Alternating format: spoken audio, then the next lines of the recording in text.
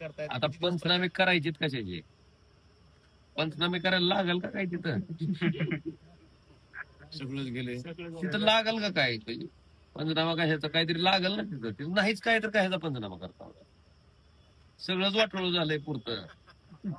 बघ म्हणा काय बघायचं असेल, अजून हाऊस असेल तर घ्या फिडून, अजून बघून घ्यायचे असेल 10,000 त्यानं काय जे आहे ती आहे वस्तू. आणि ह्याच्यात आता सत्ताधारी विरोधक किंवा आम्ही काय केलं, तुम्ही काय केलं, आम्ही किती दिलत, तुम्ही किती दिलत, या दलिंदर राजकारणात जाण्यापेक्षा आज शेतकऱ्याला असं आहे की बाबा माझ्या पदरात काय पडतंय. आज माझं पीक वाहून गेले, आज माझी माती वाहून गेली, आज माझी विहीर बुजली, आज माझं सगळ्या घरातल्या संसार उपयोगी सामानाचा चिखल झालाय. बँका माझ्याकडे कर्ज फेडण्यासाठी नोटिसा टाकतायत. लेकरं मला फीस भरण्यासाठी पैसे मागतायत. जी शेती वाहून गेली ती नीट करायचा प्रश्न माझ्या पुढे आहे. मी जगायचं कसं हा प्रश्न त्या शेतकऱ्यापुढे आहे.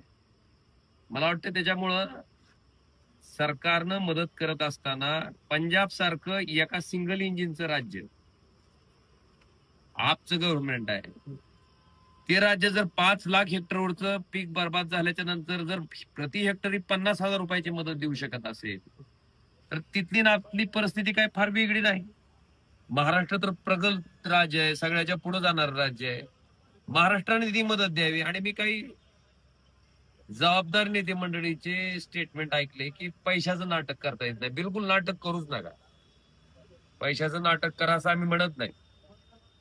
तुम्ही प्रकल्पासाठी लाखो कोट्यवधी रुपयाचं कर्ज काढता. 2.5 लाख कोटी कर्ज असलेल्या महाराष्ट्रावर आज 10 लाख कोटी कर्जाचा बोजा झालाय, तो प्रकल्पासाठी. पण इथं शेतकरी जगण्यासाठी झगडतोय, त्याचा उदरनिर्वाह भागवण्यासाठी झगडतोय.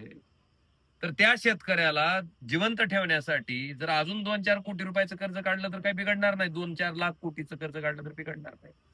बिलकुल काढावं, मी समर्थन करेन त्याचं.